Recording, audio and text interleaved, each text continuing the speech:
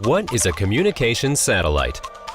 Let's go to Asia Satellite Telecommunications Company Limited, or AsiaSat for short, and find out more.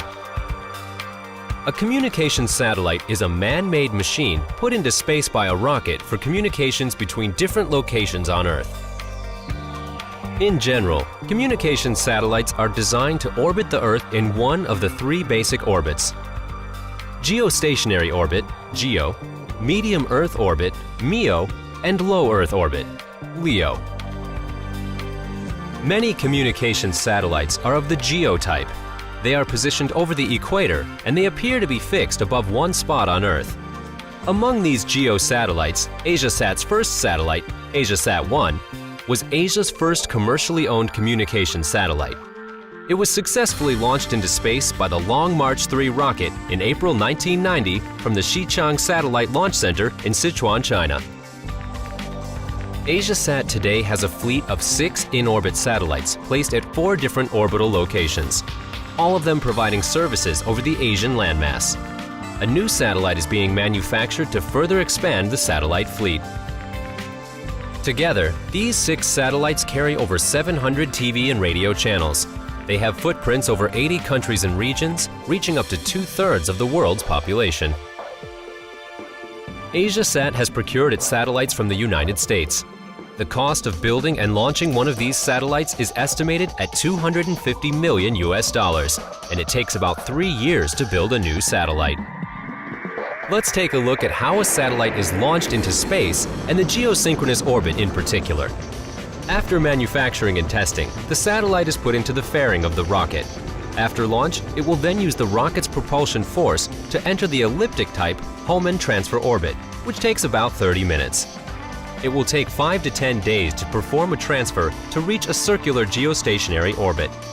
On the geostationary orbit, the satellite will be moving at the speed of 3.075 kilometers per second, which is about 3 times the maximum speed of a rifle bullet.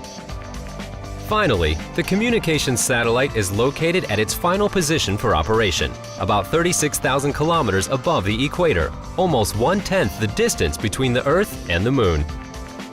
After 1 month of in-orbit testing, the satellite is ready to go into service. A geostationary satellite only appears to be stationary to us on the surface of the Earth, but is in fact in constant motion because of the gravitational forces in space. Therefore, AsiaSat's satellite control staff need to issue commands from time to time to steer the satellite back to its relative position towards the Earth. They also need to adjust the orientation of the satellite using the attitude control thrusters aboard. Generally, a communications satellite uses either chemical thrusters or ion thrusters for the slight adjustments. The astrological positions in space will also be used for calibrating the satellite's attitude control to make sure it is pointing correctly towards the Earth. Let's take a look at an AsiaSat satellite to get an idea of the satellite structure. The satellite is equipped with 2 solar panel arrays, and each array contains 4 solar panels. They are always facing the sun, converting sunlight into electricity, providing up to 10,000 watts of power for its operation. These are the large parabolic antennas used for communications with the ground control station. They are mainly responsible for receiving and transmitting various communication signals, but they also receive work commands from ground control. The small parabolic antennas and feed horns are responsible for transmitting and receiving information at different frequencies. Other hardware on the satellite includes radiator panels.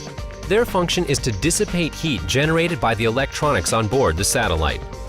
Traveling Wave Amplifier Tubes, TWTA. They are used for amplifying the signals for transmission. Spacecraft communications electronics for processing information throughout the satellite. Onboard thrusters for making adjustments of the position of the satellite. And the propulsion tanks. In the next 2 episodes, we will talk about satellite transmission technology and how a satellite can be used for UHD broadcast effectively.